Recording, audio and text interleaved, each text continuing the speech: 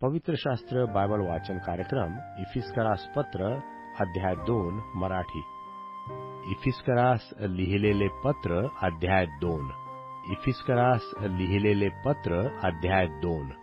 तारणप्राप्ती परमेश्वराच्या कृपेने होते.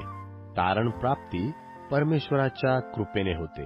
तुम्ही आपले अपराध व आपली पातके ह्यामुळे मृत झाला असता तुम्हासही त्याने जिवंत केले. त्यात तुम्ही पूर्वी चालत असा. हे तुमचे कृत्य जगाच्या रहाटीप्रमाणे अंतरिक्षाचा राज्याधिपती म्हणजे आज्ञाभंजक लोकात आता कार्य करणाऱ्या आत्म्याचा अधिपती ह्याच्या वहिवाटीप्रमाणे असे. त्या लोकात आपण सर्व आपल्या दैहिक वासनास अनुरूपसे मागे वागलो. आपल्या देहाच्या व मनाच्या इच्छेप्रमाणे करीत होतो व स्वभावता इतरांप्रमाणे क्रोधाची प्रजा होतो. तरी परमेश्वर दया संपन्न आहे, म्हणून आपण आपल्या अपराधामुळे मृत झालो असतानाही त्याने आपल्यावरील स्वतःच्या परमप्रेमामुळे ख्रिस्ताबरोबर आपणाला जिवंत केले. तुमचे तारण कृपेने झाले आहे. ख्रिस्त येशूमध्ये त्याच्यासह उठविले आणि त्याच्यासह स्वर्गलोकी बसविले, यासाठी की ख्रिस्त येशूमध्ये त्याची आपल्यावर जी ममता तिच्याद्वारे येणाऱ्या युगात त्याने आपल्या कृपेची अपार संपत्ती दाखवावी. तुमचे तारण कृपेनेच विश्वासाच्या द्वारे झाले आहे आणि हे तुमच्या हातून झाले नाही, तर हे परमेश्वराचे दान आहे. कोणी आढ्यता बाळगू नये म्हणून कर्मे केल्याने हे झाले नाही. आपण चांगली कर्मे करावी म्हणून ख्रिस्त येशूमध्ये उत्पन्न केलेले असे आपण त्याच्या हातचे काम आहोत. ती कर्मे आपण करावी म्हणून परमेश्वराने ती पूर्वीच योजून ठेवली आहेत. यहुदी व यहुदीतर यांचे ख्रिस्ती मंडळीत ऐक्य आहे. यहुदी व यहुदीतर यांचे ख्रिस्त मंडळीत ऐक्य आहे.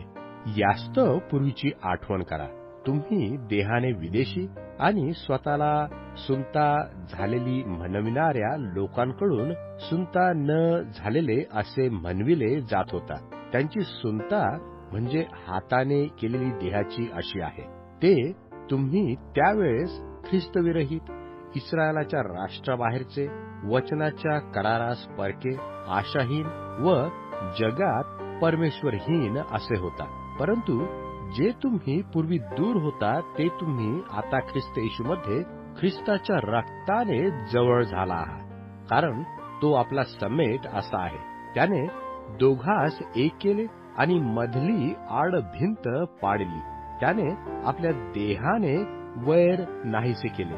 हे वैर म्हणजे आज्ञा विधीचे नियमशास्त्र, यासाठी की आपण समेट घडवून आणून आपल्या ठाई दोघांचा एक नवा मनुष्य उत्पन्न करावा आणि त्याने वधस्तंभावर वैरभाव जीवे मारून त्याच्याद्वारे परमेश्वराबरोबर त्यांचे एक शरीर करून दोघांचा समेट करावा म्हणून असे केले.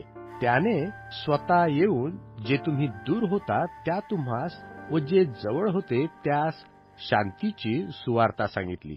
ह्याच्याद्वारे एका आत्म्यात आपणा उभयतांचा पित्याजवळ प्रवेश होतो. तर यावरून तुम्ही आतापासून परके व परदेशी नाही, तर पवित्र जनांचे एक राष्ट्र व परमेश्वराच्या घरचे आहात. प्रेषित व संदेष्टे यांच्या पायावर तुम्ही रचलेले आहात व ख्रिस्त येशू हाच कोनशिला आहे. त्याच्यामध्ये प्रत्येक इमारत जोडून रचली असता वाढत वाढत प्रभूच्या ठाई पवित्र मंदिर होते. त्यात तुम्हीही आत्म्याने परमेश्वराच्या वस्तीसाठी एकत्र रचलेले आहात.